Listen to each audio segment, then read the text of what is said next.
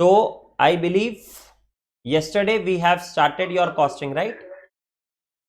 और कल हमने कॉस्टिंग में आपका क्या क्या पढ़ा था, तो I hope you all have understood. कल हमने सबसे पहले आपका फर्स्ट वर्ड जो पढ़ा था that was your cost, right? Cost का मतलब हमने समझा था कल।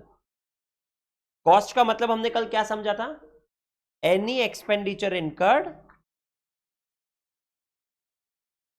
any expenditure incurred from the point of view of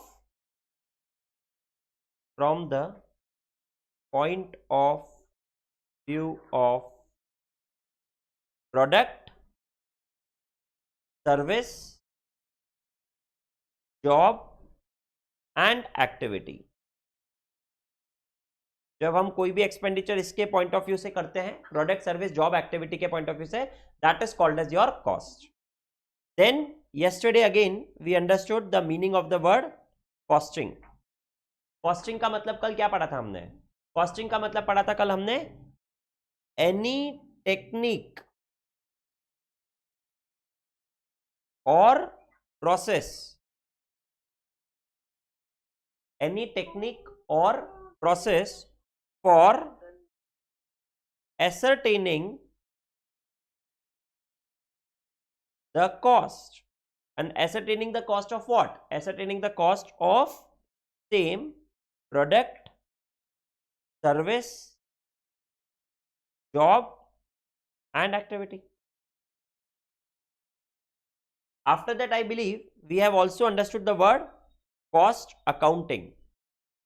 और कॉस्ट अकाउंटिंग का मतलब क्या था? तो आई बिलीव कॉस्ट अकाउंटिंग का सिंपल मीनिंग था preparation of accounts, preparation of ledger बोल दो आप, ledger for, yes, for cost transaction, that was your cost accounting. क्या हो गया?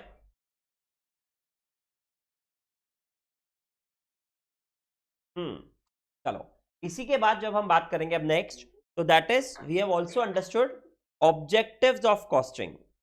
कल हमने ऑब्जेक्टिव्स ऑफ कॉस्टिंग भी पढ़ा था।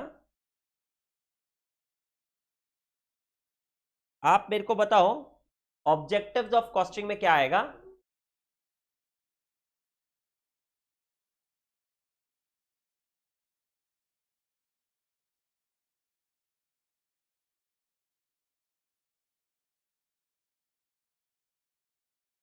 अगर हम बात करेंगे आपका ऑब्जेक्टिव्स ऑफ कॉस्टिंग का, तो I believe objectives of costing में first objective is what? First objective is ascertaining the cost, ascertaining the cost, and that ascertaining the cost of what? Again same thing, that is product, service, job, activity. That was the first objective. When we talk about the second objective will be determining the selling price, determining the selling price, again selling price of what? Selling price of product, service, job, activity। ये सब हम कल पढ़ चुके हैं। Third objective जो था आपका वो भी सेम यही था भाई, कॉस्ट फाइंड आउट कर ली, सेलिंग प्राइस फाइंड आउट कर ली, तो अब हमें क्या करना है? Determine the profit, and again profit of what? Of again product, service, job, activity. ये जो तीनों चीजें हैं, ये तीनों चीजें हम किसके रिलेटेड बोलेंगे? Product, service, job and activity के, है ना? तीसरे ऑब्जेक्टिव के बाद I believe the fourth objective was your cost control, cost control, and after that cost control the fifth objective was cost reduction, and after cost reduction the last objective was assisting management in decision making function, in decision making function। तो I believe ऐसे मिलाकर के आपके ये 6 objectives कल हमने पढ़े थे, दैट इज ऑफ कॉस्टिंग, कि अगर हम कॉस्टिंग करते हैं तो किस पर्पज से करते हैं, हमारे सारे चैप्टर्स इनके ऊपर ही बेस्ड होंगे। कल हमने यहां तक पढ़ा था। इसी के बाद I believe we also understood, कल हमने पढ़ा था, और इसके बाद next topic that is type of cost. और जब हम बात करते हैं टाइप ऑफ कॉस्ट की, तो आई बिलीव इसमें हमने first in relation to a product के बेसिस पर, रिलेशन टू प्रोडक्ट के बेसिस पर कल हमने दो टाइप की कॉस्ट पढ़ी थी। एक थी डायरेक्ट कॉस्ट और एक और कौन सी थी? Indirect cost. डायरेक्ट कॉस्ट का मतलब और इनडायरेक्ट कॉस्ट का मतलब क्या था, वो भी कल हमने पढ़ा था। डायरेक्ट कॉस्ट का मतलब होता है that cost which is easily identifiable, very good, easily identifiable, changes with production, and third one was changes with production, and third one was present in finished goods, present in finished goods. That was the definition of direct cost. And when we talk about indirect cost, तो I believe indirect cost क्या होता है?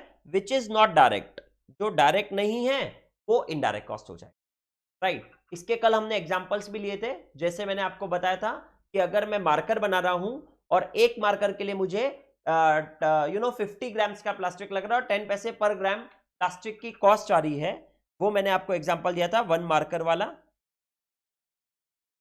ठीक है। और फिर उसके बाद मैंने जो आपको सेकंड दिया था एग्जांपल, वो दिया था शर्ट वाला। वन शर्ट को स्टिच करने के लिए we are paying 200 rupees per shirt to the that tailor, ये मैंने कल आपको एक एग्जांपल दिया था। और एक एग्जांपल मार्कर के लिए भी जो मैंने आपको दिया था वो दिया था 50 grams at the rate of 10 पैसा per gram, and that was costing us 5 rupees per unit. एक ये मैंने आपको एग्जांपल दिया था। एक शर्ट के लिए टेलर को हम स्टिचिंग का दे रहे थे 200 रुपीज पर शर्ट, ये एक एग्जांपल दिया था डायरेक्ट कॉस्ट का। और एक थर्ड मैंने एग्जांपल दिया था आपको कि अगर हम ये मर्सिडीज का लोगो यूज कर रहे हैं और ये मर्सिडीज का लोगो हम यूज करने के लिए रॉयल्टी पे कर रहे हैं 10 lakh rupees per car. These three were the examples which I have given yesterday for direct cost. फिर इनडायरेक्ट कॉस्ट की जब हमने बात करी थी तो भी मैंने आपको समझाया था yesterday कि इनडायरेक्ट कॉस्ट में हम क्या क्या ले सकते हैं, rent of the factory, depreciation of the factory, salary of the supervisor, electricity cost, that all will come under indirect cost which is not directly related to the product. After that, I believe yesterday only we also understood there are three elements of cost. What are the three elements of cost? Elements of cost. जब हम elements of cost की बात करते हैं तो there are three elements, material, labour and expenses. हाँ, एक overheads बोल दो या एक्सपेंसेस बोलोगे आप अभी, ठीक है ना। ये कल हमने एलिमेंट्स ऑफ कॉस्ट भी पढ़ा था। मटेरियल का मतलब भी मैंने आपको कल समझाया था, that is a tangible product, जो भी आप खरीद करके ला रहे हो, that will be come under material heading. Then comes labour, जो भी आप ह्यूमन रिसोर्सेज को दे रहे हो, और जो भी मटेरियल नहीं है, लेबर नहीं है, वो सब क्या आ जाएगा, एक्सपेंसेस। कल हमने यहां तक पढ़ा था साहब, ठीक है। अब हम आज इसके आगे थोड़ा सा जब कंटिन्यू करेंगे तो now I want to tell you कि when we talk about material, तो वो मटेरियल दो टाइप के हो सकते हैं। It can be your direct material और it can be your indirect material. या तो डायरेक्ट मटेरियल हो सकता है या फिर इनडायरेक्ट मटेरियल हो सकता है। ऐसे ही जब हम लेबर की भी बात करेंगे तो labour can be also your direct labour or it can be your indirect labor. And when we talk about same for the expenses, that can be your direct expenses or it can be your indirect expenses. ऐसे आपके जो भी material, labour और expenses हैं उसको हम ऐसे दो पार्ट्स में डिवाइड कर सकते हैं, direct material, indirect material, direct labour, indirect labour, और डायरेक्ट एक्सपेंसेस और इनडायरेक्ट एक्सपेंसेस। अब वापस से अगर मेरे से कोई पूछेगा सर इसमें डिफरेंस क्या है, डायरेक्ट मटेरियल और इनडायरेक्ट मटेरियल में क्या डिफरेंस है, तो आई वांट टू से जो भी हम बोल रहे हैं ये on the basis of elements, जैसे मैंने बताया मटेरियल, लेबर, एक्सपेंसेस के अंदर मैंने हेडिंग कर दिया direct material, direct labour, direct expenses, indirect material, indirect labour, indirect expenses. But I want to tell you, आप ये सब जो भी डायरेक्ट है ना उसमें वो वाली डेफिनेशन आनी वाली है, क्या चीज की sir, that is easily identifiable, changes with the production और present in the finish good. इसका मतलब जो भी टेंजिबल प्रोडक्ट, जो भी टेंजिबल प्रोडक्ट आप परचेस करके ला रहे हो जो कि इजीली आइडेंटिफिएबल होगी, जिसकी कॉस्ट जिसकी कॉस्ट प्रोडक्शन के साथ चेंज होगी और जो हमारे फिनिश गुड्स में प्रेजेंट होगा, ऐसा tangible product will be called as your direct material for the product. तो आई बिलीव, यानी मैं बोल सकता हूं कि जैसे मैंने एलिमेंट्स के बेसिस पर ये बांटा है ना, इसकी बजाय मैं ऐसा भी कर सकता था आप लोगों के लिए कि मैं आपको बोलूं ये हो गई हमारी डायरेक्ट कॉस्ट और ये हमारी हो गई इनडायरेक्ट कॉस्ट। समझना मेरी बात को जो मैं बोलना चाह रहा हूं, ठीक है। ये मैंने डायरेक्ट कॉस्ट बोला और इनडायरेक्ट कॉस्ट बोला। फिर मैं बोल सकता हूं कि direct cost can be of 3 types, direct material, direct labour, direct expenses. In the same manner जब इनडायरेक्ट कॉस्ट हो गई तो इनडायरेक्ट कॉस्ट भी 3 टाइप से हो सकती है, that is indirect material, indirect labour और इनडायरेक्ट एक्सपेंसेस। तो I believe you have understood, या तो मैं ऐसे भी बता सकता हूं या फिर मैं ऊपर एलिमेंट्स के बेसिस पे भी बता सकता हूं, बट बेटर है we can call it as in the basis of this one only, direct cost और इनडायरेक्ट कॉस्ट के बेसिस पर। अब जो भी कॉस्ट, अब डायरेक्ट मटेरियल या लेबर या एक्सपेंसेस तो आप समझ गए, मगर वो डायरेक्ट कब होगा? डायरेक्ट होने के लिए उसको वो 3 चीजें फुलफिल करनी पड़ेगी, easily identifiable, present in the finish goods, और तीसरा क्या था? Changes with the production. और अगर ऐसा कोई टेंजिबल है तो वो डायरेक्ट मटेरियल। अगर आपने कोई लेबर के लिए ऐसी कोई कॉस्ट दी तो वो डायरेक्ट लेबर है, और आपके लिए वो चीज आई बिलीव मटेरियल नहीं है, लेबर नहीं है, मगर डायरेक्ट कॉस्ट है, तो इसका मतलब फिर वो कहां जाएगा? वो जाएगा आपका डायरेक्ट एक्सपेंसेस। तो I believe that is the things which you can understand. अब कोई बोलेगा सर बट इसके एग्जांपल्स दो ना, आप डायरेक्ट मटेरियल का एग्जांपल दो, डायरेक्ट लेबर का दो, डायरेक्ट एक्सपेंसेस का दो। तो माय डियर स्टूडेंट्स, मैंने आपको कल ही बताए इसके एग्जांपल्स। अगर आप थोड़ा गौर करो तो मैंने जो आपको एग्जांपल बताया था कि अगर हम मार्कर बना रहे हैं और मार्कर में ये जो प्लास्टिक लगने वाला था, तो आई बिलीव ये डायरेक्ट कॉस्ट तो थी, बट अगर मैं आपसे पूछूं कि इसका करेक्ट क्लासिफिकेशन क्या होगा, जो प्लास्टिक मार्कर में यूज हो रहा है इसका करेक्ट क्लासिफिकेशन क्या होगा, तो इसका करेक्ट क्लासिफिकेशन होगा डायरेक्ट मटेरियल। अरे बोलो, समझ में आ रही है मेरी बात आप सबको? हाँ। और अगर मेरा सेकेंड एग्जांपल पर अगर आप गौर करो कि हम शर्ट स्टिच करने के लिए लेबर को पर शर्ट का 200 रुपीज जो दे रहे थे, वो हमारा एग्जांपल किसका था? वो हमारा एग्जांपल था डायरेक्ट लेबर का। और उसी के जस्ट बाद जो हमने कल थर्ड एग्जांपल पढ़ा था, थर्ड एग्जांपल वाज योर, जो हम मर्सिडीज का लोगो यूज करने के लिए, ये लोगो यूज करने के लिए जो हम 10 लाख रुपीस पर कार दे रहे थे, तो आई बिलीव उसमें हमारे पास कुछ मटेरियल तो आ नहीं रहा था, उसमें हमारा कुछ लेबर का कॉस्ट तो नहीं लग रहा था, मगर वो कॉस्ट डायरेक्ट तो थी। तो जब वो मटेरियल भी नहीं थी, डायरेक्ट लेबर भी नहीं थी, तो वो कॉस्ट कहां जाएगी? तो वो कॉस्ट हमेशा जाएगी डायरेक्ट एक्सपेंसेस। हाँ सर, ठीक है, समझ गए। Direct material, direct labour, direct expenses के एग्जांपल से सर समझ गए। But sir what about now indirect material, what about indirect labour and what about indirect expenses? तो अब यहां पर आज हम ये भी समझ लेते हैं इनडायरेक्ट मटेरियल क्या।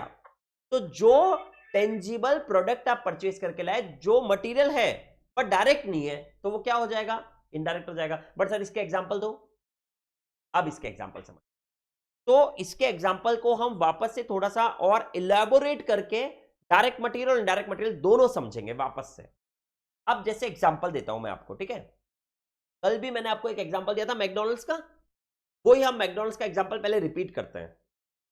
अगर मैकडॉनल्ड्स वाले को या आपको ये आइडेंटिफाई करना है कि मैकडॉनल्ड्स में जो बन की कॉस्ट है, एक मैकडॉनल्ड्स से आप बर्गर ले रहे हो, उस बर्गर में एक बन लगा है, एक आलू पेटी लगी है, तो if I will ask you, ये बन की कॉस्ट उस बर्गर के लिए क्या होगी? डायरेक्ट कॉस्ट होगी या इनडायरेक्ट कॉस्ट होगी? बोलो बोलो, फटाफट बताओ, कल समझाइए ये वाली बात। तो बर्गर में बन की कॉस्ट क्या होगी? डायरेक्ट होगी या इनडायरेक्ट होगी? डायरेक्ट होगी। डायरेक्ट क्यों होगी? इजीली आइडेंटिफिएबल है और present in the finish goods है और चेंजेस विद द प्रोडक्शन है। कल ये बात हम क्लियर कर चुके हैं। अब मैं आपको इसी में ये पूछना चाह रहा हूं कि जब आप वो बर्गर लेते हो ना, तो बर्गर के साथ आपको सॉस के sachet, you ask for that ना, कि आप उससे बोलते हो यार मेरे को एक सॉस का सैशे देना। तो if I will ask you कि वो सॉस का सैशे जो आप लेते हो with one burger, if I will ask you, वो है तो उनके लिए मटेरियल की कॉस्ट, क्योंकि वो सॉस भी परचेज करके लाए, तो that is material for them, but that will be categorize under which head? Direct material या इनडायरेक्ट मटेरियल, तो that time I want to say it will be classified as your indirect material. Why sir? Because देखो, ये जो sauce के sachet वो आपको देते हैं, किसी पर्सन को एक ही चाहिए होता है, किसी पर्सन को 4 चाहिए होते हैं एक ही बर्गर के साथ, कोई 2 ले लेता है, तो और या कोई लेता ही नहीं है. तो आई वांट टू से कि वो जो सॉस की कॉस्ट है, जो सॉस के सैशेस की कॉस्ट आ रही है मैकडोनल्ड्स वालों को, आई बिलीव वो इजीली आइडेंटिफिएबल नहीं हो पाएगी कि एक बर्गर के लिए कितनी है, क्योंकि कभी कोई 4 ले रहा है, कभी कोई 2 ले रहा है, कभी कोई एक ही ले रहा है, या कभी कोई ले ही नहीं रहा है. तो वो डायरेक्टली रिलेटेड नहीं हुई आपके फिनिश गुड्स के साथ. आप समझ रहे हो मेरी बात को? वो चेंज आपके लिए इजीली आइडेंटिफिएबल नहीं हुई. दूसरी बात, वो प्रोडक्शन के साथ चेंज नहीं होगी, क्योंकि आप बर्गर कितने सेल कर रहे हो, आप बर्गर कितने बना रहे हो, जरूरी नहीं उतने ही सॉस के सैशे जाए. अगर हाँ, हर एक बर्गर के साथ हमने फिक्स कर रखा है कि 1 सॉस का सैशे देंगे, तब बात अलग हो गई. बट नॉर्मली ऐसा नहीं है. तो जब वो नॉर्मली ऐसा नहीं है, तो सॉस की कॉस्ट जो होगी ना, that will become your indirect material. कोई बोलेगा एक और एग्जांपल दो, एक और एग्जांपल लो. अभी जैसे अगर हम क्लासेस पढ़ा रहे हैं, मैं आपको क्लासेस पढ़ा रहा हूं, ठीक है, जब मैं आपको क्लासेस पढ़ा रहा हूं तो हर एक स्टूडेंट के लिए मैं एक बुक दे रहा हूं, तो जो वो मेरे को बुक की कॉस्ट आ रही है, वो मेरे लिए डायरेक्ट मटेरियल कहलाएगा, क्योंकि हर एक स्टूडेंट के साथ वो बुक की कॉस्ट चेंज होगी. 10 नंबर ऑफ स्टूडेंट्स होंगे तो 10 बुक्स लगेगी, 11 होंगे तो 11 लगेगी, 12 होंगे तो 12 लगेगी. तो that will be called as my direct material, because changes with the production easily identifiable और present in the finish goods, तीनों कंडीशन हो गई. बट अब मैं आपको एसी का एग्जांपल यूं दे रहा हूं कि मैं मेरे ऑफिस में कुछ और प्रिंटिंग पेपर्स लाता हूं जो एज अ फॉर्म में यूज करता हूं, या मैं मेरे ऑफिस के वर्क के लिए उस रजिस्टर्स को यूज करता हूं, या आई वुड लाइक टू से वो पेपर्स को मैं यूज करता हूं.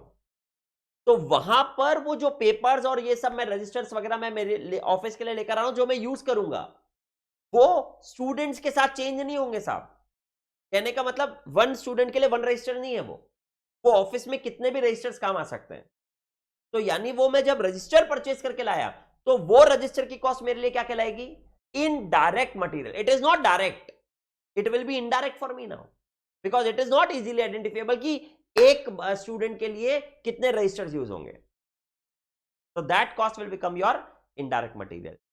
और एग्जांपल, अगर हम फैक्ट्री में मशीन चला रहे हैं और मशीन में जो पेट्रोल, ऑयल, डीजल हम यूज करते हैं, वो पेट्रोल, ऑयल, डीजल जब आप खरीद के लाए तो वो है तो मटेरियल, मगर आप ऐसा नहीं बता सकते कि 1 मार्कर के प्रोडक्शन में how much ml of petrol you have used in your machine. We can not directly correlate them. So that petrol cost, that diesel cost will become your which one? That will become your indirect material. वो आपका indirect material बन जाएगा. बोलो, अब समझ में आया indirect material क्या हो सकता है? Everybody please tell me, आपको समझ गया indirect material?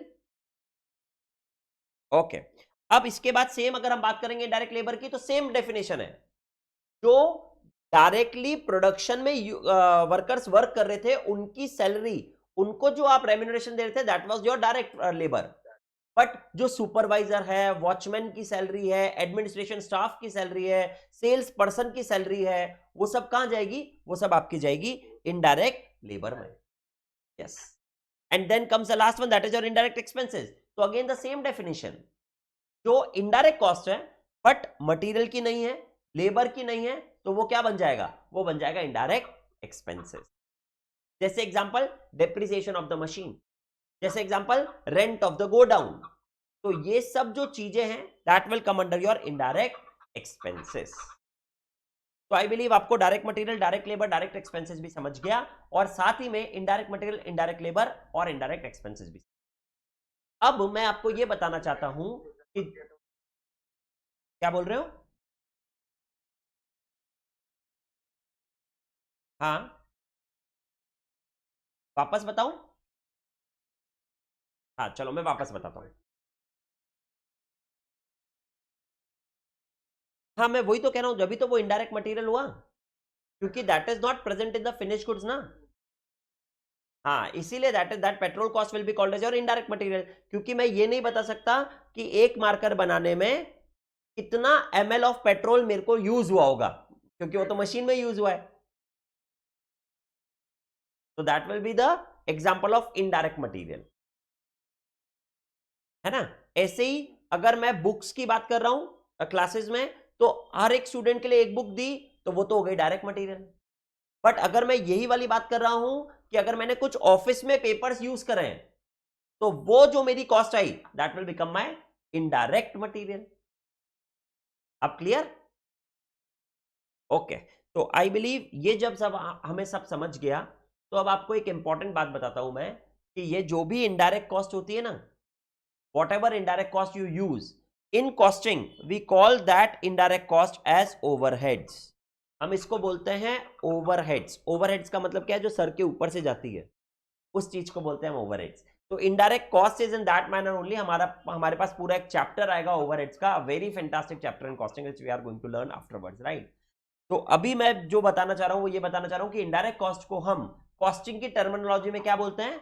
ओवरहेड। इसका मतलब ये इनडायरेक्ट मटेरियल, इनडायरेक्ट लेबर और इनडायरेक्ट एक्सपेंसेस को हम क्या कहेंगे? We will call them as overheads, या फिर आप इसकी स्पेलिंग बोलोगे तो OVERHES, आप इसको ओवरहेड्स बोलते हैं, और शॉर्ट फॉर्म में आप इसको OVHDS भी लिखते, ठीक है ना। तो ये सारी इनडायरेक्ट कॉस्ट को हम बोलते हैं ओवरहेड्स, ठीक है। अब what I want to tell you regarding this point is कि ये क्लासिफिकेशन करने के बाद थोड़ा सा और अच्छे से हम एक बात को समझेंगे। Yes, after all this now I want to say कि ये जो डायरेक्ट मटेरियल, डायरेक्ट लेबर और डायरेक्ट एक्सपेंसेस होते हैं, ये डायरेक्ट मटेरियल, डायरेक्ट लेबर और डायरेक्ट एक्सपेंसेस को, ये डायरेक्ट मटेरियल, डायरेक्ट लेबर और डायरेक्ट एक्सपेंसेस को हम एक और कॉस्ट बोलते हैं, तीनों को ऐड करके we call them as prime cost. हम इनको क्या बोलते हैं? प्राइम कॉस्ट बोलते हैं। यार मैं ये चार्ट थोड़ा सा वापस ढंग से बनाता हूं, आप इसको चेक करो जो मैं बोलना चाह रहा हूं। भाई हमने पहले कॉस्ट को आइडेंटिफाई करा एज योर डायरेक्ट कॉस्ट या फिर इनडायरेक्ट कॉस्ट, ठीक है। इनडायरेक्ट कॉस्ट, इस चार्ट को प्रॉपर्ली समझना। फिर वो direct cost can be of again 3 types, that can be your direct material, that can be your direct labour, या that can be your direct expenses. In the same manner जो indirect cost होगी हमारी, वो भी 3 type से हो सकती है। That indirect cost can be your indirect material, indirect labour और इनडायरेक्ट एक्सपेंसेस। और जो मैंने आपको बताया कि इनडायरेक्ट कॉस्ट को हम कॉस्टिंग की टर्म्स में क्या बोल सकते हैं? ओवरहेड्स बोल सकते हैं, ठीक है। अब व्हाट आई वांट टू से इज कि ये जो डायरेक्ट मटेरियल, डायरेक्ट लेबर और डायरेक्ट एक्सपेंसेस है, जब हम इन तीनों कॉस्ट को साथ में लेते हैं तो हम इन कॉस्ट को बोलते हैं prime cost. We call them as which cost? Prime cost बोलते हैं हम इन तीनों को। जब हम साथ में लेते हैं ना, डायरेक्ट मटेरियल, डायरेक्ट लेबर और डायरेक्ट एक्सपेंसेस को जब हम साथ में लेते हैं तो we call them as prime cost. हम इसको बोलते हैं that this is your prime cost, ये हमारी प्राइम कॉस्ट है, ठीक है। प्राइम कॉस्ट का मतलब समझाएंगे अभी आपको, थोड़ी सी देर रुक जाओ। बट इन तीनों को ऐड करा, डीएम, डीएल और डी ऐड करा तीनों साथ में, तो it will be called as your prime cost. उसी के बाद ये जो हमने बोला कि इनडायरेक्ट मटेरियल, इनडायरेक्ट लेबर और इनडायरेक्ट एक्सपेंसेस हैं, ये हमारे ओवरहेड्स कहलाते हैं। तो मैं ये बोलना चाहता हूं कि ये ओवरहेड्स, ये एक्सपेंसेस आपके फैक्ट्री में भी हो सकते हैं, तो इसको हम बोलेंगे फैक्ट्री ओवरहेड्स। या फिर यही तीनों चीज हमारी एडमिनिस्ट्रेशन से रिलेटेड हो सकती है, तो हम इसको बोल सकते हैं एडमिनिस्ट्रेशन एंड ऑफिस ओवरहेड्स। और या फिर यही तीनों चीज हमारी सेलिंग और डिस्ट्रीब्यूशन से रिलेटेड हो सकती है, तो हम इसको बोल सकते हैं सेलिंग एंड डिस्ट्रीब्यूशन ओवरहेड्स। तो आई वांट टू से कि ये जो इनडायरेक्ट मटेरियल, इनडायरेक्ट लेबर और इनडायरेक्ट एक्सपेंसेस हैं, इनको हम फर्दर कैटेगराइज करेंगे ओवरहेड्स में। तो इट कैन बी, ये जो भी हमने ये indirect material, indirect labour, indirect expenses, हमारा कुछ भी इनकर हुआ फैक्ट्री से रिलेटेड, जो कि डायरेक्ट कॉस्ट नहीं था, डीएम, डीएल, डीई नहीं था, तो वो कहां जाएगा? वो जाएगा फैक्ट्री ओवरहेड्स में। उसी के सेम बात, अगर यही सब इनडायरेक्ट कॉस्ट मैंने एडमिनिस्ट्रेशन या मेरे ऑफिस पर्पस के लिए यूज करी है, तो वो सब मेरा जाएगा एडमिनिस्ट्रेशन एंड ऑफिस ओवरहेड्स में। और जो भी मैंने सेलिंग और डिस्ट्रीब्यूशन के लिए यूज करा है, ऐसा इनडायरेक्ट कॉस्ट को जो मैंने इनकर करा है, वो सब मेरा चला जाएगा सेलिंग और डिस्ट्रीब्यूशन ओवरहेड्स में। अब what I want you to understand is कि अब आपके सामने जो आप मैन्युफैक्चरिंग और ट्रेडिंग पीएनएल अकाउंट बनाते हो ना, वो मैन्युफैक्चरिंग ट्रेडिंग पीएनएल अकाउंट का एक पिक्चर आ गया कि जो भी एक्सपेंसेस हैं वो इन सब के क्लासिफिकेशन में आने हैं, या तो प्राइम कॉस्ट, या फिर वो फैक्ट्री ओवरहेड्स, या फिर वो एडमिनिस्ट्रेशन और ऑफिस ओवरहेड्स, या फिर वो सेलिंग और डिस्ट्रीब्यूशन ओवरहेड। ऐसे आपको वो कैटेगराइज करना है। तो आई बिलीव हम एक बार इसको एग्जांपल्स के थ्रू समझते हैं कि वो कौन सी चीज कौन सी कैटेगरी में जाएगी, कौन सा एक्सपेंस कौन सी कैटेगरी में जाएगा। तो अगर मैं आपसे सबसे पहले आपको बताऊं, मैन्युफैक्चरिंग अकाउंट जब आप बनाते हो, आई बिलीव वो तो आपने सबने फाउंडेशन में पढ़ा है, क्योंकि how to prepare manufacturing account. तो मैं वहीं से चालू करता हूं। तो मैन्युफैक्चरिंग अकाउंट में हम सबसे पहले लिखते हैं raw material consumed. If you all remember, opening work in progress को जाने दो, बट हम उसमें रॉ मटेरियल की कॉस्ट डालते हैं। रॉ मटेरियल कंज्यूम्ड हम लिखते हैं opening stock of RM, raw material plus purchase of RM minus closing stock of RM, ये जो करके हम निकालते हैं raw material consumed. If I will ask you, वो इन चारों में से कहां जाएगा? प्राइम कॉस्ट में जाएगा, फैक्ट्री ओवरहेड में जाएगा, एडमिनिस्ट्रेशन ओवरहेड्स में जाएगा, सेलिंग और डिस्ट्रीब्यूशन ओवरहेड में जाएगा? तो I believe you will tell me sir raw material है, वो डायरेक्ट मटेरियल ही है, तो वो प्राइम कॉस्ट में ही जाएगा। बोलो समझ में आ रहा है? हाँ, अब ऐसे ही मैंने आपसे बोला कि उसमें जो हमने वेजेस लिखा, मैन्युफैक्चरिंग अकाउंट में वेजेस लिखा, डायरेक्ट वेजेस, वो कहां जाएगा? तो again that will come under the prime cost only. और जो भी आपने रॉयल्टी वगैरह पे करा, जो चेंजेस हो रहा था प्रोडक्शन के साथ में, जैसा भी मेरा एग्जांपल था, तो वो कहां जाएगा? तो वो जाएगा डायरेक्ट एक्सपेंसेस, मतलब it will become the part of the prime cost. अब उसके बाद अगर मैंने आपसे पूछा कि सैलरी ऑफ द फोरमैन है, जो हम मैन्युफैक्चरिंग अकाउंट में लिखते हैं, salary of the foreman, salary of the supervisor of the factory, अगर मैं आपसे पूछूं कि ये सब कौन सी कैटेगरी में जाने वाला है, ये ओवरहेड्स में जाएगा। मगर कौन से ओवरहेड्स में जाएगा? तो इट दीज ऑल एक्सपेंडिचर जो आप फैक्ट्री में इनकर कर रहे हो, और which is not the prime cost but expenses हुआ है फैक्ट्री में, तो वो सब फिर कहां जाएगा? वो सब जाएगा आपका फैक्ट्री ओवरहेड्स के अंदर। Depreciation of the factory, depreciation of the machinery, rent of the factory, salary of the supervisor, salary of the watchman of the factory, ये सब, इलेक्ट्रिसिटी कॉस्ट, पावर कॉस्ट, ये सब कॉस्ट कहां जाने वाला है? That all will come under factory overheads. बोलो समझ में आ रहा है आपको ये?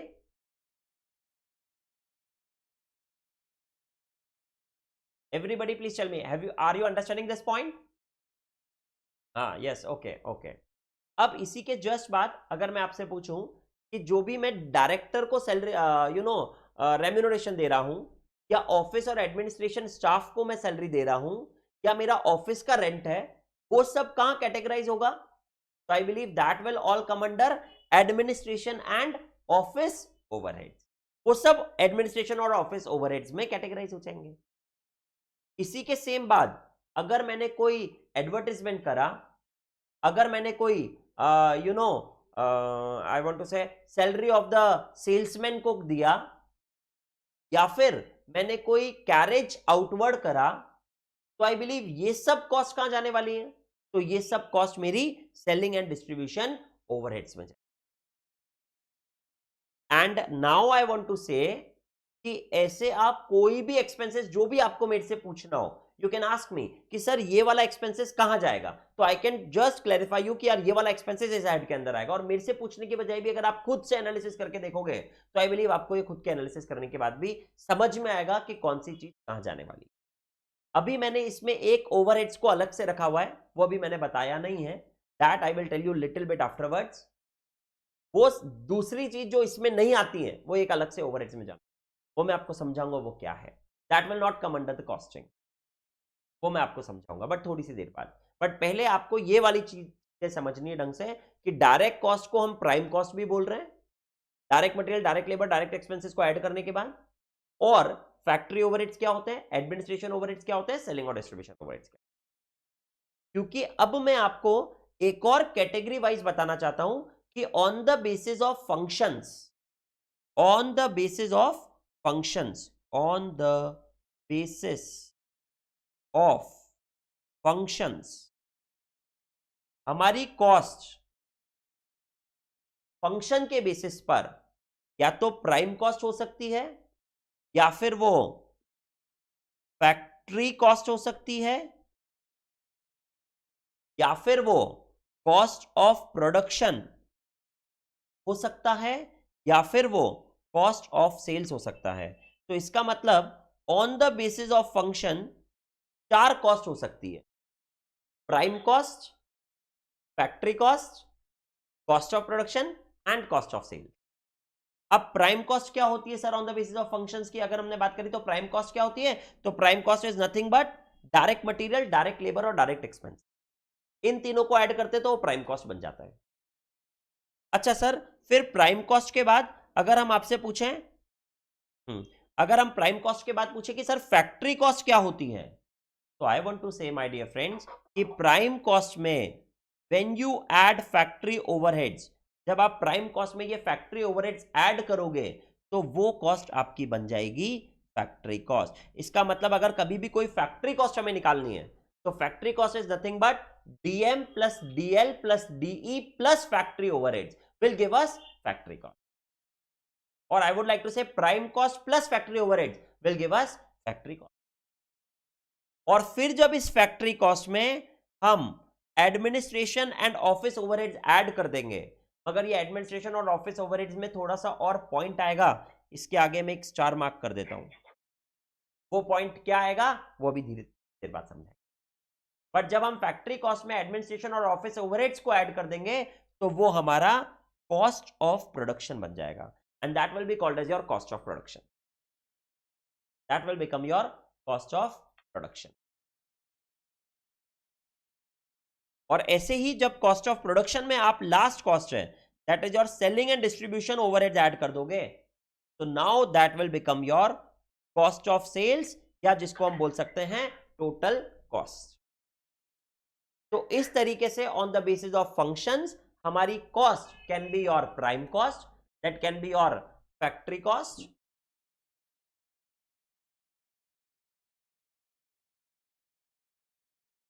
Believe on the basis of functions we have understood कि जो हमारी कॉस्ट है या तो प्राइम कॉस्ट होगी, फैक्ट्री कॉस्ट होगी, कॉस्ट ऑफ प्रोडक्शन होगा, या फिर कॉस्ट ऑफ सेल्स होगा। कैसे आता है प्राइम कॉस्ट क्या होता है? तो प्राइम कॉस्ट का मतलब DM plus DL plus DE होता है।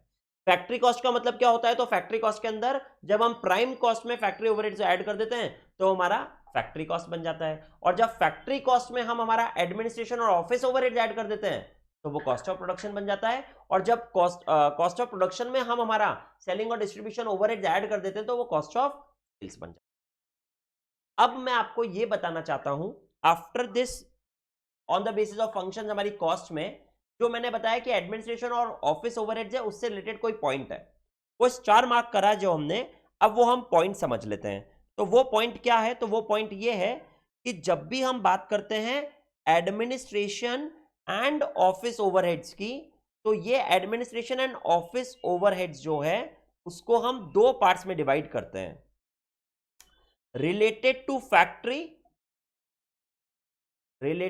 फैक्ट्री और आई वुड लाइक टू से general administration and office overhead. तो जो भी रिलेटेड टू फैक्ट्री, अब कोई बोलेगा रिलेटेड टू फैक्ट्री मतलब सर, तो देखो क्या होता है, जब हमारी कोई फैक्ट्री होगी तो फैक्ट्री के अंदर हम कोई बैठने की जगह एक ऑफिस भी बनाएंगे, वह ऑफिस से ही हम पूरा फैक्ट्री का जो भी वर्क हो रहा है उसको संभालेंगे। तो वो जो भी एडमिनिस्ट्रेशन और ऑफिस ओवरहेड्स हुए जो फैक्ट्री के अंदर ही है, I would like to say that is office और administration overhead related to the factory. और एक हमने हमारी शॉप के लिए मतलब फैक्ट्री से बाहर एक हमने और ऑफिस बना रखा है जहां से हम हमारा सेल्स वगैरह करते हैं, जो हमारा नॉर्मल ऑफिस है, शोरूम है हमारा। तो आई वांट टू से वहां पर जो भी एडमिनिस्ट्रेशन और ऑफिस ओवरहेड्स हैं वो सब कहलाएगा general administration and office overhead. तो जब हम हमारा कॉस्टिंग करते हैं तो आई वांट टू से कि administration and office overheads related to factory जो होता है ना, इसको हम ऐड करते हैं तो हमारा कॉस्ट ऑफ प्रोडक्शन बनता है। और फिर ये कॉस्ट ऑफ प्रोडक्शन में बाद में कॉस्ट ऑफ प्रोडक्शन पर बाद में हम जनरल एडमिनिस्ट्रेशन और ऑफिस ओवरहेड्स ऐड करेंगे और सेलिंग और डिस्ट्रीब्यूशन ओवरहेड्स ऐड करेंगे, तब जाके वो हमारा कॉस्ट ऑफ सेल। तो in short I want to say कि प्राइम कॉस्ट में प्राइम कॉस्ट में आप ऐड करोगे फैक्ट्री ओवरहेड्स, तो आपका क्या बन जाएगा? तो आपका बन जाएगा फैक्ट्री कॉस्ट। तो आपका बन जाएगा ये फैक्ट्री कॉस्ट। और इस फैक्ट्री कॉस्ट में जब आप ऐड करोगे आपका एडमिनिस्ट्रेशन एंड ऑफिस ओवरहेड्स, मगर administration and office overheads related to what? Related to, बोलो, अरे बोलो यार, रिलेटेड टू फैक्ट्री। जब हम इसको रिलेटेड टू फैक्ट्री वाला ऐड करेंगे तो बनेगा हमारा ये कॉस्ट ऑफ प्रोडक्शन। और फिर इस कॉस्ट ऑफ प्रोडक्शन में हम ऐड करेंगे administration and office overheads general, और साथ में हम ऐड करेंगे सेलिंग एंड डिस्ट्रीब्यूशन ओवरहेड्स। तब जाकर के जब आप ये दोनों ऐड करोगे तब जाकर के आपका क्या बनेगा? तब जाके आपका बनेगा ये कॉस्ट ऑफ सेल्स, या हम इसको बोलेंगे टोटल कॉस्ट। बोलो, आपको ये बात समझ में आई? तो जो एडमिनिस्ट्रेशन और ऑफिस ओवरहेड है उसके दो पार्ट्स हो गए, administration office overhead related to factory और एडमिनिस्ट्रेशन और ऑफिस ओवरहेड जनरल। तो कॉस्ट ऑफ प्रोडक्शन से पहले कौन सा आया? कॉस्ट ऑफ प्रोडक्शन से पहले आया एडमिनिस्ट्रेशन और office overheads related to factory. Related to factory क्या हुआ? तो मैंने आपको समझा दिया, फैक्ट्री के अंदर एक छोटा सा ऑफिस आपने बना रखा है जिससे आप फैक्ट्री में पूरा ऑपरेशंस कर रहे हो, तो वो आपका रिलेटेड टू फैक्ट्री हो गया। एंड आई वांट टू से, ये जो on the basis of functions हमने करा, on the basis of functions करके ये जो हमने prime cost, factory cost, cost of production और कॉस्ट ऑफ सेल समझा, आई वांट टू से कि जो मैन्युफैक्चरर है ना, कोई भी चीज का मैन्युफैक्चरर हो, चाहे मार्कर का हो, चाहे वो मोबाइल फोन्स का हो, चाहे वो I want to say wood का हो, किसी भी चीज का मैन्युफैक्चरर है, वो manufacturer on the basis of functions ही लेकर के अपनी कॉस्ट को आइडेंटिफाई करता है, कॉस्ट को एसरटेन करता है, और वो उसके लिए पूरा कॉस्ट शीट बनाता है, जो हमारा फर्स्ट चैप्टर होगा जो हम स्टार्ट करेंगे। बट आई वांट टू से, आपको ये on the basis of functions कैसे वो कॉस्ट को क्लासिफाई करता है, अपनी सारी कॉस्ट को वो किस किस तरीके से किस किस हेड में डालता है, वो मैंने आपको समझा दिया कि on the basis of functions he is going to prepare his, he is going to ascertain his cost of manufacturing a product, and वो उसके लिए कॉस्ट को क्लासिफाई करेगा, prime cost, cost of production, factory cost या cost of sale, और वो एक cost sheet का पूरा फॉर्मेट भी आएगा। थोड़ी देर बाद हम उसको पढ़ेंगे बाद में। पहले हम एक और टाइप पर आने वाले हैं, लास्ट टाइप होगा वो हमारा फर्स्ट चैप्टर स्टार्ट करने से पहले। तो आर यू ऑल रेडी? आपको समझ में आ गई ये सारी बातें? ठीक है, तो अब हमारा एक जो लास्ट एक और बेसिस है, वो बेसिस आप लोग 12th में भी पढ़कर आ रहे हो, वही बेसिस हम पढ़ेंगे अभी, that on the basis of flexibility या on the basis of nature हम जिसको बोल सकते हैं। अगर मैं on the basis of flexibility, on the basis of nature की बात करूं, तो हमारी cost can be of 3 types, that can be your fixed cost, that can be your variable cost, और that can be your semi variable cost. Semi variable cost, इसका मतलब on the basis of nature या on the basis of flexibility जो हमारी cost है वो वापस से इन 3 टाइप की हो सकती है, fixed cost, variable cost, semi variable cost. And I believe ये तो आप सब 12th में पढ़कर आ रहे हो। इफ अगर मैं आपसे पूछूं व्हाट इज फिक्स्ड कॉस्ट, तो आप मेरे को बहुत सिंपल सा जवाब दे सकते हो, the cost which does not change with the change in production. जो प्रोडक्शन के साथ चेंज नहीं होती है ऐसी कॉस्ट को हम फिक्स्ड कॉस्ट बोलते हैं sir. And then what is variable cost? So again you will answer me in a very simple manner. The cost will change with the change in the production will be called as variable cost. But my dear friends, my dear students, अब हम costing जो पढ़ रहे हैं और जो आपने definitions पढ़ी है अब उसमें डिफरेंस है। अब उसमें डिफरेंस क्या है? तो आई वांट टू से, अब हम हमेशा फिक्स्ड कॉस्ट की डेफिनेशन में ये बोलेंगे, the cost which does not change with the change in level of activity. कहने का मतलब हम अब प्रोडक्शन ही बोलेंगे, production is a type of activity which we are doing, but there can be different level of activity also, different level of activity other, और भी दूसरी चीजें भी हो सकती हैं। वो क्या हो सकती है वो मैं आपको समझाऊंगा अभी जस्ट, बट पहले आपको समझना है इसकी डेफिनेशन कि व्हाट इज फिक्स्ड कॉस्ट। तो आई वांट टू से the cost which does not change with the change in the level of activity. अब आपसे प्रोडक्शन की जगह क्या बोलोगे, लेवल ऑफ एक्टिविटी बोलोगे। बोलो बात समझ में आ रही है। तो अगर मैं आपसे अगेन पूछूंगा व्हाट इज फिक्स्ड कॉस्ट, तो you will say the cost which does not change with the change in the level of activity. Very good. अब सर ये क्या होता है, अभी समझाएंगे। अब अगर मैं इसकी यही वाली बात वेरिएबल कॉस्ट के लिए पूछूंगा तो क्या बताओगे आप। तो आई वांट टू से variable cost is that cost which changes with the change in the level of activity in direct proportion. ये वर्ड्स यूज करने जरूरी है। तो what is variable cost, the cost which changes with the change in the level of activity in direct proportion. And I want to say, अब ये level of activity word use क्यों करा sir आपने production की जगह, तो अब देखो मैं क्या समझाना चाहता हूं। अब अगर मैं आपसे पूछूं इलेक्ट्रिसिटी की कॉस्ट क्या होगी, इलेक्ट्रिसिटी की कॉस्ट कैसे आती है ये तो आपको पता है ना। आई वॉन्ट टू से इलेक्ट्रिसिटी की कॉस्ट आती है जैसे आप जितना किलोवाट यूज करोगे पर आवर, ये इलेक्ट्रिसिटी डिस्ट्रीब्यूशन सेंटर्स ने डिफाइन कर रखा है कि they are going to charge 10 kilowatt per hour, KWH, kilowatt per hour, KWH। इसके बेसिस पर रेट होती है। जैसे 10 रुपीज, तो 10 रुपीज किलोवाट आवर का मतलब क्या हुआ कि अगर आप 1 घंटा 1 किलोवाट यूज कर रहे हो तो 10 रुपए का आपका इलेक्ट्रिसिटी का कॉस्ट आएगा। ये बात समझ में आती है ना आपको। तो आई वॉन्ट टू से इलेक्ट्रिसिटी की कॉस्ट अगर मैं आपसे पूछूं कि ये वेरिएबल है या फिक्स्ड है, पहले तो आप मेरे को बताओ इलेक्ट्रिसिटी की कॉस्ट वेरिएबल है या फिक्स्ड है। मैं कॉस्ट की बात कर रहा हूं, अभी आपके घर पे इलेक्ट्रिसिटी बिल आता है उसकी बात नहीं कर रहा हूं। I am asking for electricity की कॉस्ट क्या होगी आपके लिए, फिक्स्ड होगी या वेरिएबल होगी, बोलो बोलो। वेरिएबल होगी। Very good. Electricity cost will be the variable because जितना इलेक्ट्रिसिटी कंजम्पशन करोगे उतना ही बिल आएगा, उतनी ही इलेक्ट्रिसिटी की कॉस्ट आएगी। तो I want to say it will be the variable cost. Now I want to say कि ये वेरिएबल कॉस्ट है, ये आपको समझ गया। अब मैं आपसे बोल रहा हूं कि अगर हम हमारा प्रोडक्शन नहीं कर रहे हैं फैक्ट्री में, we are not doing the production, तो क्या इलेक्ट्रिसिटी की कॉस्ट नहीं आएगी। आपका लंच हुआ फैक्ट्री में, तो लंच के टाइम प्रोडक्शन तो बंद हो गया, बट क्या आप आपके प्रीमाइसेस का सब जगह का लाइट बंद कर दोगे, नहीं ना।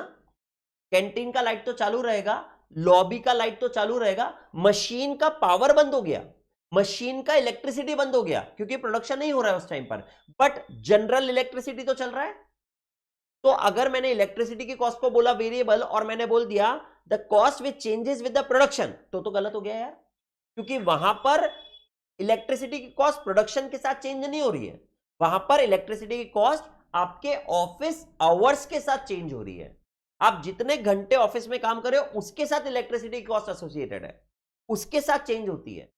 तो इसका मतलब मैं इलेक्ट्रिसिटी की कॉस्ट के लिए प्रोडक्शन को यूज नहीं कर सकता, मैं इलेक्ट्रिसिटी कॉस्ट के लिए ऑफिस आवर्स को यूज करूंगा। तो इसीलिए मैं बोल रहा हूं कि different cost different level of activity पर बेस्ड होगी। इसीलिए हमने वेरिएबल कॉस्ट की कॉमन डेफिनेशन में बोल दिया that variable cost is that cost which changes with the change in the level of activity in direct proportion. अब इसलिए हमने प्रोडक्शन की जगह क्या यूज करा, लेवल ऑफ एक्टिविटी, क्योंकि level of activity can be of different types, it can B machine hours, it can B labour hours, it can be production, whatever that is. तो इसलिए कॉमन डेफिनेशन में variable cost में हमने बोला the cost which changes with the change in the level of activity, और साथ में use क्या कर दिया वर्ड इन डायरेक्ट प्रपोर्शन, मतलब डायरेक्ट प्रपोर्शन के साथ 1 यूनिट के लिए ये, 2 यूनिट के लिए, 3 यूनिट के लिए डायरेक्ट प्रपोर्शन में काम चलेगा। That cost will be called as your variable cost. बोलो समझ गया। और फिक्स्ड कॉस्ट भी समझ गया ढंग से कि fixed cost is that cost which does not change with the change in the level of activity, rent of the rent, depreciation, salary of the supervisor, ये सब एग्जांपल। अब हम बात करेंगे आपके थर्ड की, that is your semi variable की। तो now when we talk about semi variable, तो अगर मैं अब आपसे बोलता हूं सेमी वेरिएबल कॉस्ट क्या होगा, तो आई वांट टू से कोई मेरे को बोल सकता है सर जो सेमी फिक्स्ड होगा। I want to say semi variable cost के दो पार्ट्स, वही वाली बात, some part is fixed and some part is variable. अब जब some part is fixed some part is variable हम बोल रहे हैं तो इसका एग्जांपल क्या होगा सर? तो अब इसका एग्जांपल होगा इलेक्ट्रिसिटी बिल, कॉस्ट नहीं, इलेक्ट्रिसिटी बिल बोला मैंने आपको। इलेक्ट्रिसिटी बिल में क्या होता है?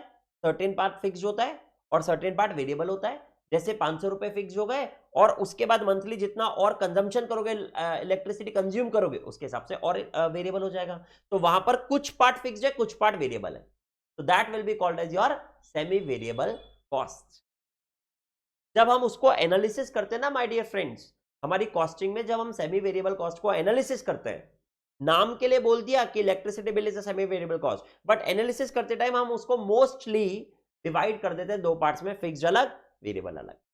तो कहने पर तो हमें फिक्स्ड और वेरिएबल ही समझना है, बट सेमी वेरिएबल कॉस्ट होता क्या है? जिसमें सर्टेन पार्ट फिक्स्ड होता है, सर्टेन पार्ट वेरिएबल होता है, that is semi variable. Example of that can B mobile, postpaid mobile bill, electricity bill, gas bill, ये सब आपके एग्जांपल्स हो गए सेमी वेरिएबल कॉस्ट के। तो बोलो आपको ये समझ में आ गया अभी कि अगर मैंने आपसे पूछा वेरिएबल कॉस्ट क्या है, तो आप बोलोगे the cost which changes with the change in the direct with the change in the level of activity in direct proportion. अगर मैंने आपसे पूछा फिक्स्ड कॉस्ट क्या है, the cost which does not change with the change in the level of activity. और semi variable cost क्या है, तो आई वांट टू से the cost which changes with the change in the level of activity but not in direct proportion. That will be the definition of semi variable cost. So on the basis of nature, cost can be of these three types. बोलो ये वाली बात समझ में आ गई? बोलो भाई, आ गई? हाँ, तो अब मैं आपसे एक क्वेश्चन पूछ रहा हूं, ये क्वेश्चन का आपको ध्यान से मेरे को आंसर देना है, ठीक है? फिक्स्ड कॉस्ट और वेरिएबल कॉस्ट आप समझ चुके हो तो इसलिए, है ना? अब मैं आपसे एक क्वेश्चन पूछ रहा हूं कि हमने 100 यूनिट्स बनाए और 200 यूनिट्स बनाए, ठीक है? 100 and 200 units we have produced. There are two costs I am giving you, A and B. ये दो कॉस्ट मैं आपको दे रहा हूं, ठीक है? 100 यूनिट्स बनाने पर 10 पर यूनिट, 10 पर यूनिट, ठीक है? और बी कॉस्ट जो आ रही है वो आपकी आ रही है 10 पर यूनिट एंड चेंज हो रही है वो 5 पर यूनिट, ठीक है? ऐसा चेंज हो रही है। तो अब अगर मैं आपसे पूछूं ए और बी में से which one is your variable and which one is your fixed, सोच समझ के आंसर देना कि आपको क्या लगता है, ए फिक्स्ड कॉस्ट है या बी फिक्स्ड कॉस्ट है, या ए वेरिएबल कॉस्ट है या बी वेरिएबल कॉस्ट है? सोच करके बताओ आपको क्या लग रहा है। A will be your variable cost and B will be your fixed cost. I believe your answer is absolutely correct. You have understood these points कि कौन सा वेरिएबल है और कौन सा फिक्स्ड है। देखो आपको ये वाली बात ध्यान रखनी है फ्रेंड्स कि आप बोलोगे कि सर ये सेम है दोनों, तो यानी ये फिक्स्ड है, नहीं, यहां पर मैंने ये पर यूनिट पर दिया है बेटा आपको। अगर आप इसको फिक्स्ड की बात करते हो तो फिक्स्ड में आपको ये समझना है fixed cost is that cost which does not change with the change in the level of activity. उसी के जस्ट बाद fixed cost in total will remain same but इन पर यूनिट इट विल चेंज। ये वाली बात आपको ध्यान रखनी है। तो अगर आप इसमें अभी चेक करोगे तो 100 यूनिट्स पर 10 पर यूनिट आ रहा है, तो टोटल में मैं बोल सकता हूं 1000 होगा। ऐसे ही 200 यूनिट पर 5 रुपए पर यूनिट आ रहा है, तो टोटल में वापस 1000 ही होगा। तो इसका मतलब ये वाली कॉस्ट जो है that is your fixed cost, और जो वेरिएबल कॉस्ट होती है वो change in the change which changes with the change in the level of activity in direct proportion. उसी के साथ वेरिएबल कॉस्ट के बारे में ये वाली बात आपको ध्यान रखनी है कि variable cost per unit will remain always, पर unit will remain same but in total it will change. जो वेरिएबल कॉस्ट है ना वो पर यूनिट हमेशा सेम होगी मगर टोटल में चेंज होगी। जैसे 10 इंटू 100 करोगे तो 1000 ही आएगा, मगर 10 इंटू 200 करोगे तो 2000 आ जाएगा। तो आई वांट टू से कि ये जो ए है ना आपका, ये आपका वेरिएबल कॉस्ट। तो I believe that is how now we can write the definition of fixed cost and variable cost. तो अब आप स्टार्ट करो, आपके नोटबुक में लिखो अब फिक्स्ड कॉस्ट की डेफिनेशन बेसिकली। फिक्स्ड कॉस्ट के बारे में क्या लिखोगे आप? The cost which does not change with the change in level of activity. उसी के जस्ट बाद fix cost in total remain same but per unit it will change. ये हो गई हमारी फिक्स कॉस्ट की बात। एंड इसी के जस्ट बाद अगर मैं बात करूं आपकी वेरिएबल कॉस्ट की, तो वेरिएबल कॉस्ट की डेफिनेशन में क्या लिखेंगे हम? तो we are going to write in the variable cost that cost which changes with the change in level of activity. ठीक है, इनडायरेक्ट प्रपोर्शन, इनडायरेक्ट प्रपोर्शन। और उसी के साथ एक और बात क्या लिखेंगे इसमें? Variable cost per unit remain same, variable cost per unit remain same but in total it will change. ये हो गई हमारी बात वेरिएबल कॉस्ट की। and then the third point we are going to write is related to semi variable cost। और जब हम बात करेंगे सेमी वेरिएबल कॉस्ट की, तो इसमें हम क्या बोलेंगे? Cost which changes with the change in level of activity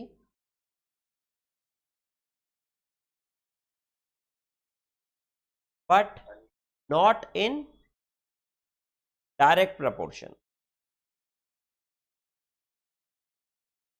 not in direct proportion। और साथ में और क्या बता सकते हैं हम इसमें? some part is fixed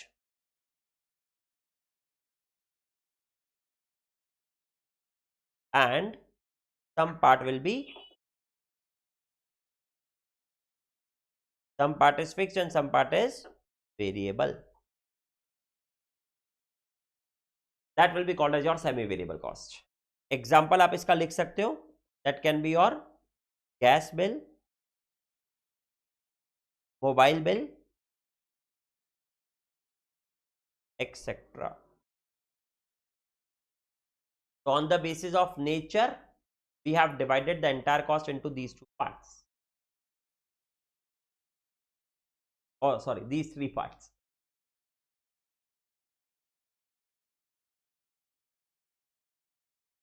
अगर आप सबने ये लिख लिया हो तो मुझे बता देना। ओके ओके, चलो लिख लिया तो वेरी गुड। तो I believe now you have understood the different types of cost on the different basis. अभी और भी हो सकता है बट आई बिलीव यहां तक पढ़ने के बाद now we can move forward और हम थोड़ा अब कोई चैप्टर वगैरह हम स्टार्ट कर सकते हैं। But before that again I want to repeat, types of cost में डायरेक्ट इनडायरेक्ट समझ गए, on the basis of relation आपने पढ़ा। फिर आपने पढ़ा on the basis of function, on the basis of function can be prime cost, cost of production या factory cost, cost of production, cost of sales. फिर आपने पढ़ा on the basis of elements of cost की बात करते हैं तो material labour expenses, overheads नहीं होता है वो, ध्यान रखना, मटेरियल लेबर एक्सपेंसेस होता है वो, ओवरहेड्स नहीं होएगा कभी भी, ठीक है। उसके बाद आपने पढ़ा on the basis of nature that can be fixed, variable and semi variable. And I believe हमेशा याद रखना, variable cost per unit will remain same but in total it will change, और fixed cost in total will remain same but per unit it will change. ये वाली बात ध्यान रखनी है, ठीक है। चलो, अरे हाँ, एक ऑन कर, ओके। तो